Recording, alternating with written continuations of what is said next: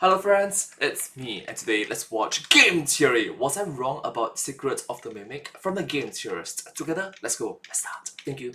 Was I wrong about FNAF's Secret of the Mimic? I spent months going over tiny details, analyzing everything frame by frame, trying to solve this fascinating game. But I wasn't alone. There were two other theorists who brought their own solutions to problems I raised. So, are they right? Was I wrong? Let's find out.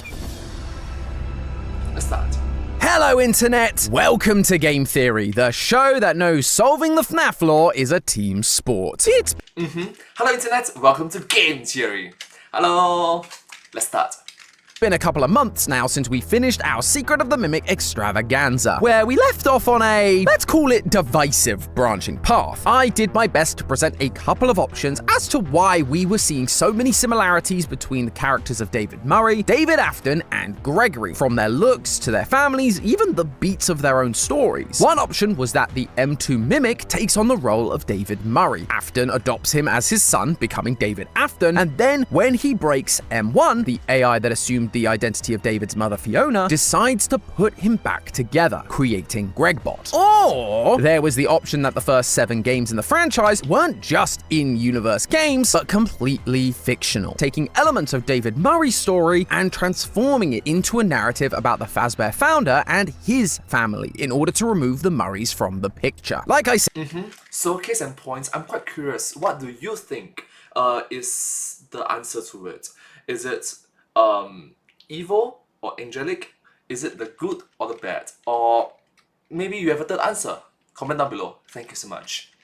they're two very different paths, and not everyone likes them. Heck, I even pointed out their flaws in those videos. But I wanted to show them as options of how we could interpret the evidence. And since then, I've actually received a lot of comments asking me one very specific thing. Why wasn't I mentioning other people's theories? Especially when 2 of them were trying to answer the same question. Fate Fiona by Gibby's Horror Homestead and God David by T-Dreads. And the honest answer is, I hadn't watched them. I know that might be hard to believe. Us FNAF theorists usually want to take in as much FNAF content as possible, but as the amount of theorists has grown over the years, so has the rise in comments accusing theorists of stealing ideas from other people. So to make sure I wasn't in any way influenced by their theories, even subconsciously, I purposely avoided watching any other FNAF theories while I was working on my own. It's a Oh, so I think he's being very thoughtful and very professional about it. Let's do it right. shame, really, because at the end of the day, solving FNAF has always been about collaboration. It's why Matt did his live talk back after FNAF 4, and it's why we still do them today. We need to work together if we have any hope of getting through it. So, now that I've been out of my Secret of the Mimic hole for a few months, I figured it was high time I checked them both out to see whether they were able to fill in any of the gaps that I couldn't, or whether there's some combination of our ideas that could maybe make this story finally make sense. I hope you're ready, theorists, because it's time for another round of my trash takes. Leave your theories in the comments or subreddit. I'll pick my favorite in the next episode of Trash. Let's start with Gibby. As the name implies, Fate Fiona focuses on the character of Fiona Murray, David's mother. He posits that Fiona, after becoming the M1 Mimic and put into the Mex's machine, becomes this overpowering force that manipulates the world around her into repeating history. Not just her history either, but Fazbear's history as a whole, like the fires, the bad fathers, the houses being on top of the secret facility, and loads more. This immediately caught my attention as it explores a similar line of thinking to what I was exploring in my Games Are Fiction branch. But it manages to keep it all in-universe rather than it being a fictional story borrowing ideas from reality. Gibby suggests that Fiona is able to achieve this world manipulation through 3 main factors. Firstly, the idea that Fazbear keeps building on top of previous establishments, meaning all the remnant and agony of its victims are still present in the area, and essentially, Which case and point, I believe he also mentions architecturally speaking, that's not stable, that's not right. actually haunting the building. This explains why in games like FNAF 1, we see the posters on the wall change, or why in Security Breach, there are random plushies hidden around the place. It's the classic burial ground trope. The buildings are haunted because they are built upon the dead. But when you think about it, thanks to Secret of the Mimic and Ruin, who specifically is dead and underneath all of these buildings? Right in the basement of MCM, waiting to put her son back together, Fiona. Secondly, he looks at the story of Fetch from Fazbear Frights, and the concept of how human thoughts, if strong enough, can actually affect subatomic particles in order to manipulate the world around them and other people's thoughts. This is a real-world concept called the 0-point field. Gibby explains that down there in the basement, Fiona's thoughts are so strong, her desire to rebuild her family so powerful, that she is able to utilize the 0-point field and affect the thoughts of those in the area. Namely, Okay, 0-point field. I learned something new. Wow, cool. Moving on. William Afton, subconsciously planting the name David in his head so that he calls his own child David, as well as subconsciously giving him the idea to stuff kids into suits, like the Mimic used to do back in the 1970s. And finally, there's the physical wires. Fiona is plugged into everything Fazbear touches, much like the storyteller was in the Tales from the Pizzaplex books, an AI designed to connect to everything, but ends up infecting it with bad ideas and code. Similarly, Fiona gets plugged into Fazbear and so witnesses everything that happens throughout Fazbear's history due to the agony and remnant they leave behind, causing the technology to also repeat parts of history, like Fredbear killing David when the opportunity presents itself because her son David also died on the premises, or Glamrock Bonnie being locked away in a back room, destroyed, being watched by possessed wet floorbots, much like Springtrap was locked away in a back room after dying, being watched by 5 spirits. Fiona is the central hub for everything, with her memories and will being so strong, she's forcing history to repeat itself over and over again. Now, Alright, so I guess a mother's love is overwhelming, I suppose. But if you twist the narrative in a different way, it's like saying, there's a saying in Chinese. There's a saying in Chinese, 最毒妇人心, the most evil, the most poisonous, the most toxic, the most venomous is a woman's heart. Ugh. first watched this video, I thought it was super out there. But the more I thought about it, the more I realized it tied into a number of theories we'd already had on this channel. We did a theory ages ago about why we thought there was so much puppet imagery across the Pizzaplex, specifically in the wires connecting everything. At the time, we felt the best option was leaning into the only character we knew that had an association with the puppet, Charlie. We even equated it to the idea that she was haunting the building like an old school ancient burial ground, rather than being tied to a specific animatronic like we'd usually see. We had the same idea, it's just we didn't know Fiona was a character in order to tie her to all the puppet imagery instead of Charlie. Admittedly, it may still seem a little strange. Why would Fiona be associated with the puppets? Well, I think we can come up with a good explanation for it. Let's just remove the mask and... Matt, what are you doing here? Not bad! I thought you retired! Oh, wait, it's because Creators in Fashion is coming back for a second year, right? And you're gonna be the MC. And that's not all. We've got Linus Tech Tips, the Try Guys, and loads more creators all there to show the world that just because we're creators doesn't mean we just create quote-unquote merch. I may even have a special surprise cooking up with the Stipendium. So to find out what that is, plus see a bunch of fun stuff from all of these creators, check out our sister location Style Theory on October 9th at 8 p.m. Eastern. Thanks for reminding me, Matt. Now let's just put this back on so that I can tell you all why the puppet makes sense. No way! So are you trying to tell me that the puppet is going to be MatPat? And the awkward thing is, in the FNAF movie, MatPat exists!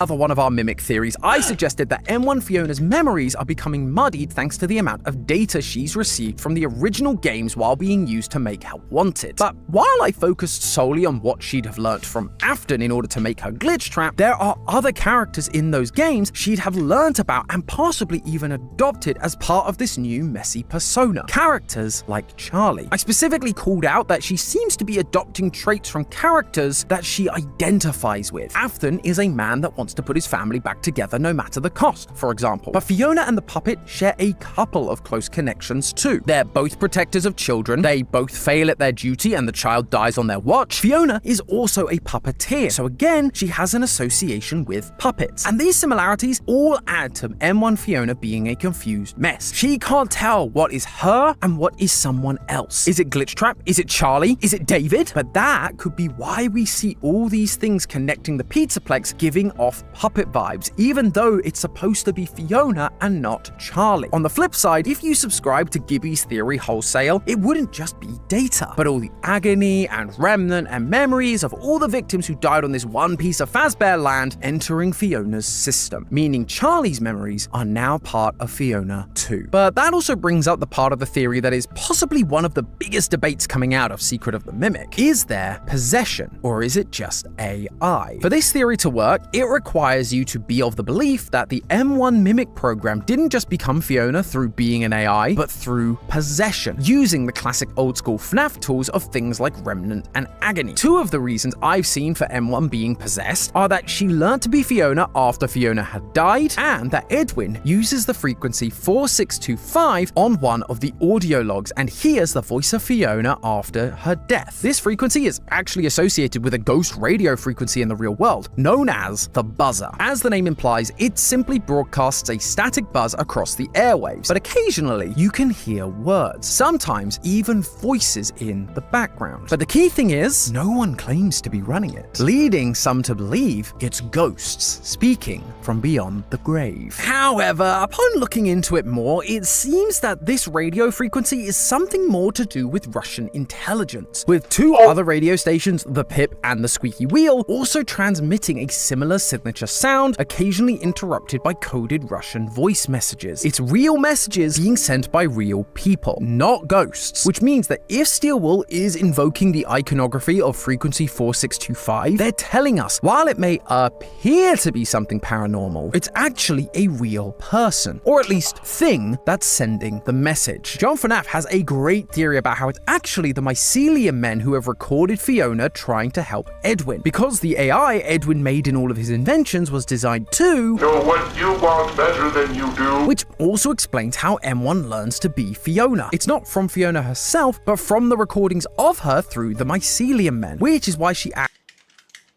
Oh. Okay, it runs very deep. I did not expect that. Wow. Like her, but she feels more stilted and robotic. I baked it myself for David's special day. And no, it's not just because she's a robot, but because she never learnt from the real thing. Plus, as I've mentioned before, Scott does seem to be moving away from the old paranormal stories he used to tell. I have a tendency to lean sci-fi, so anything that involves possession of AI or possession of machines or circuitry, I love that sort of thing. Since Help Wanted, we've been getting stories about AI taking over people, not Remnant or Agony. In the Tales from the Pizzaplex series, while we still get ghost stories, we don't really get much in the way of Remnant or Agony specifically. There's Frailty, where a girl has a Remnant necklace similar to the one from To Be Beautiful in Fazbear Fright, but it's rarely the focal point of this series. Again, emphasizing the move away from those old FNAF story beats and more into AI and machine sentience. And without the real spirit of Fiona, it means there's no Remnant or Agony, and it becomes harder to explain things like the 0-point field. That's not to say it's impossible by any stretch. There are signs of some paranormal things going on at MCM. I mean, the white tiger costume feels very much like old school Golden Freddy. That, or it's just Arnold hallucinating. I just finished a 36-hour shift and am struggling to stay awake. And the 0-point field idea comes from the story Fetch, and the Into the Pit game did tease a Fetch sequel. So maybe they are gonna bring it in? And the fact is, if it turns out to be true, Faye Fiona would help to justify my theory that Old Man Consequences is actually what remains of Edwin Murray. I suggested that because Edwin from the books comes back to help destroy the Mimic years later, that even though it seems like he died at the end of Secret of the Mimic,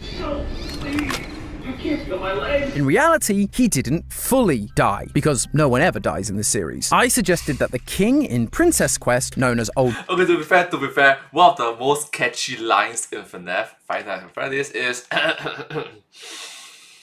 I always come back. Sorry, I always come back.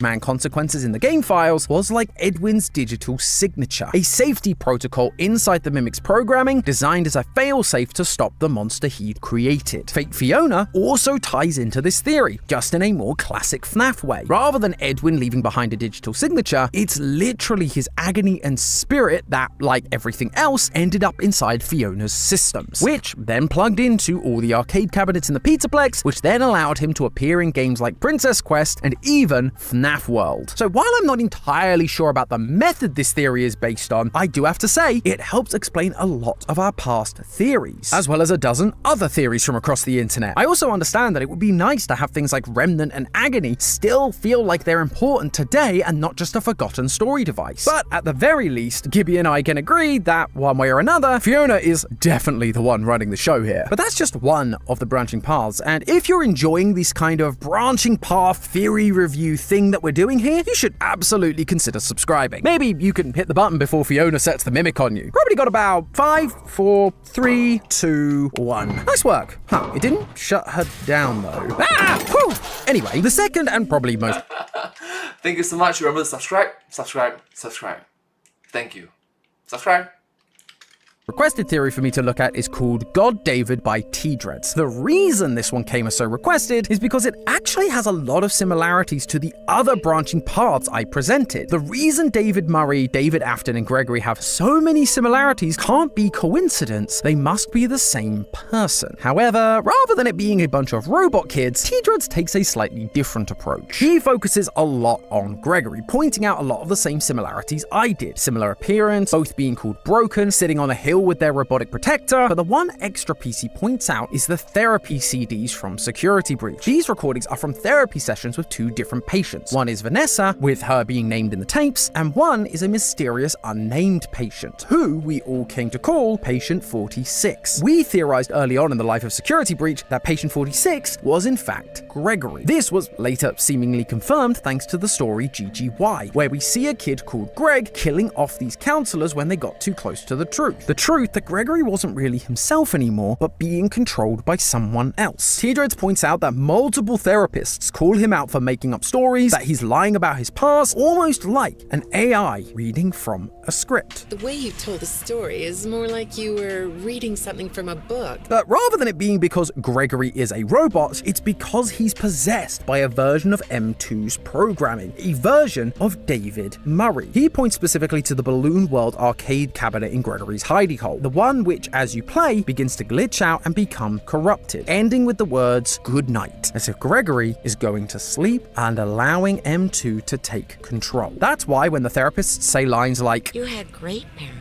it's because Gregory is telling the story of David's parents, not his own. Edwin definitely wasn't in the running for Father of the Year, and both Edwin and Fiona met tragic ends. But that wasn't true for Gregory's parents. I gotta say, I'm a fan of this. Even in my video where I brought up Gregory being a robot kid, I said I wasn't in love with the idea of having more robot kids around. It meant that we had M1, M2, now what, M3? It's just a lot of robot kids and not enough real people. And this use of the therapy CDs actually helps move away from that. A robot kid made inside the Pizzaplex by M1, Fiona, and Vanessa wouldn't have physical records or files for the therapists to refer to. They wouldn't be able to say lines like, "You had great parents," because he'd be an anomaly with no past. He literally just showed up one day. But if instead he's a real kid with his mind taken over, then he would have real records that might even explain why he ended up in therapy, because his teachers noticed he suddenly started acting different. differently. From there, he starts acting like and dressing like a slightly older version of David Murray, just like M1 wanted, only for him to be set free sometime before security breach. The only thing Oh, so instead of a robot kid,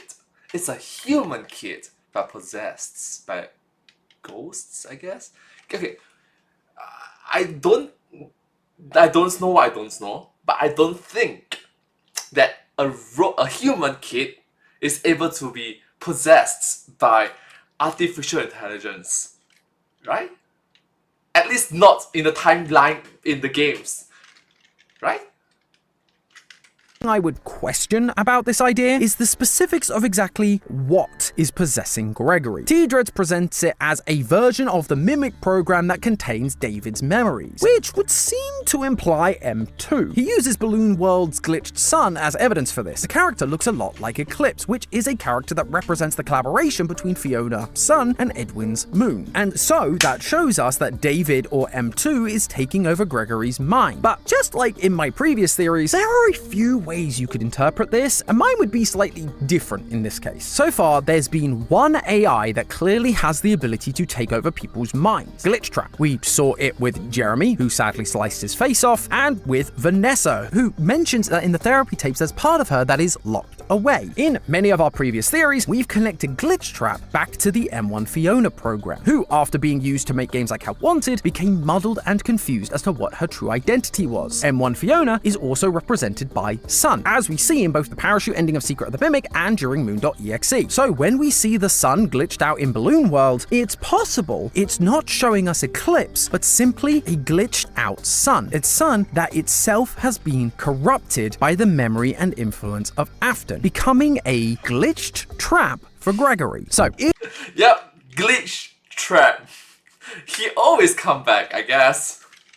if we have an AI program that can take control of human minds, that human can also have an internal dialogue with, and it's the same one already taking over the entire Pizzaplex, it makes the most sense for Gregory to also be taken over by that same entity, rather than having a bunch of different mimic AIs all existing at the same time. Otherwise, you end up with the same problem that I had with my own Gregbot theory, where it's just so many of one thing, robot kids or AI, and it becomes so complicated that it's just not satisfying anymore. It's Occam's razor. Sometimes the simplest solution is the right solution. It being an AI, M1, wouldn't actually change the fact that Gregory has been mind-controlled in order to make him a new David either. After all, M2 was a copy of M1's programming, and we theorize that M2 was originally being taught on how to be David through Moon.exe, essentially using the memories M1 had of David to help recreate him. It's just Tom makes a very good point. Like sometimes, instead of thinking of all these convoluted storylines, these intricate stories, or to explain the situation, to explain the issue,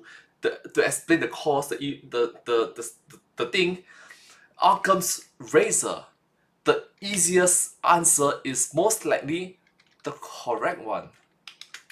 doing the same thing in Gregory's head. It would also tie more into Gregory's persona that we see in GGY, where he takes on the moniker of Dr. Rabbit, which feels more connected to Glitchtrap than to M2 specifically. Plus, Gregory is shown to be hacking the animatronics in that story, which again is not something we'd necessarily expect of David Murray, but would make sense for someone infected by Glitchtrap, who's trying to take control in order to make their vision a reality. But that's just one part of that theory. The second half focuses on the similarities between David Murray and David Afton. T-Dreads once again does his due diligence and not only calls out the same things that I did, but adds a bunch more. Like the fact David Afton's favorite ride is the carousel according to the security logbook, but there isn't a carousel in Fredbear's. There is a carousel, however, in Murray's costume manor, almost as if he's remembering a different child's memories. There's also the line, "Do you miss them?" in the logbook, right next to a picture of Foxy writing a note. And in Moon.exe, there is a note asking the moon to bring back the sun because he misses them. Again, it makes it hard to deny there's a connection here. The challenge becomes the how of it all. Even T-Dreads admits that this part is a bit of a stretch because we just don't have enough evidence yet, but he presents the idea that psychic friend Fredbear actually contains a version of the M2 David AI, which William uses to swap the mind of his son with David Murray. We see the mycelium men who contain mimic technology have the same black eyes with white dots. Glitchtrap resides in a spring Bonnie plush in order to swap minds with Vanessa, and this particular story structure is repeated all over the books like the week before, Into the Pit, Gumdrop Angel, The Monty Within, but most prominently for this theory in a story called Lonely Freddy. A small Freddy asks a child questions to learn more about them in order to assume their identity, eventually swapping bodies with them. Ironically, this is almost identical to a theory we had many years ago. It's just now we understand why. M1 Fiona needs an animatronic genius like Edwin, and now, like Afton, to be able to rebuild her son. Afton is intrigued by these machines that feel alive, and so is willing to go along and plan so that he can study it. All of that makes so much sense, and again, lines up with the same motivations I presented. The main challenge I had with it was the timeline. In our original theory, and also in T-Dread's theory, it presents the questions that psychic friend Fredbear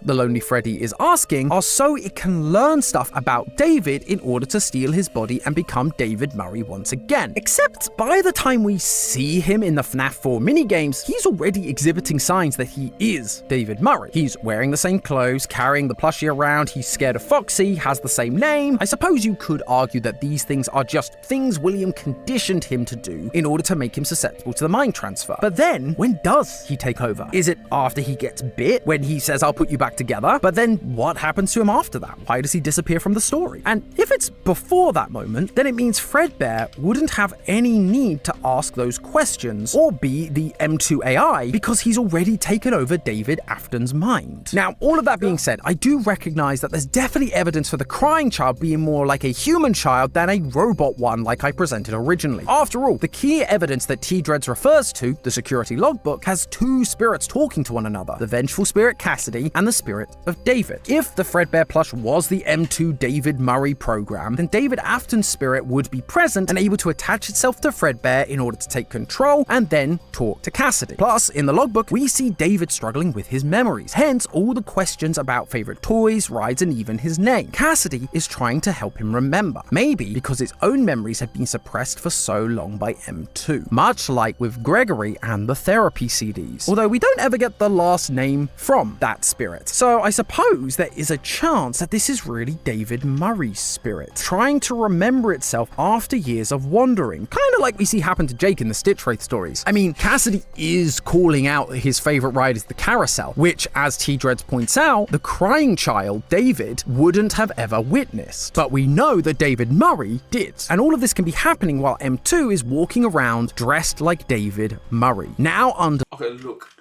If it really does happen, right, I'm going to be very honest with you. A single individual having different souls, it is...